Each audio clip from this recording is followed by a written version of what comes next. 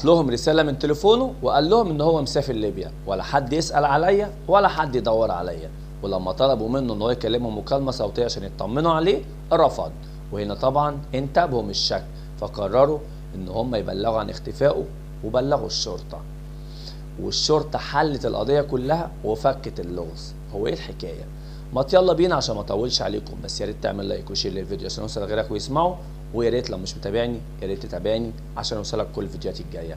يلا بينا مع بعض عشان احكي لك الحكاية من البداية للنهاية. الحكاية بدأت يا سيدي ان الشاب اللي قدامكم في الصورة دوت الله يرحمه ويصبر اهله اسمه حسن او اسمه حسن او حسين حاجة زي كده، ما علينا. حسن من محافظة دمياط وتحديدا من منطقة اسمها الزرقاء.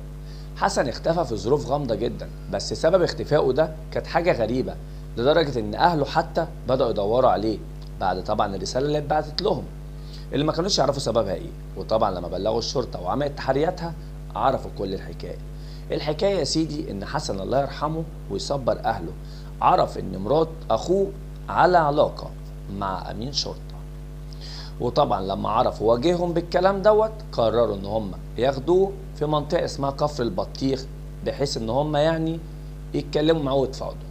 لكن كانت نيتهم حاجة تانية، وبالفعل انهوا حياته وحطوه في شنطة عربية امين الشرطة اللي دخل بيه المديرية عشان يثبت حضور، وبعد كده اخده عشان يدفنه في مكان قريب من جمصة.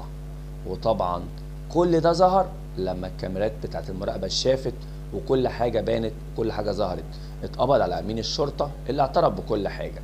وكمان كانت العشيقة عندها قرار تاني انها تهرب، وبعد ما هربت سافرت لبلد تانية لقطر، وبعد كده تم استدعائها عن طريق الانتربول. انت متخيل كل اللي حصل ده؟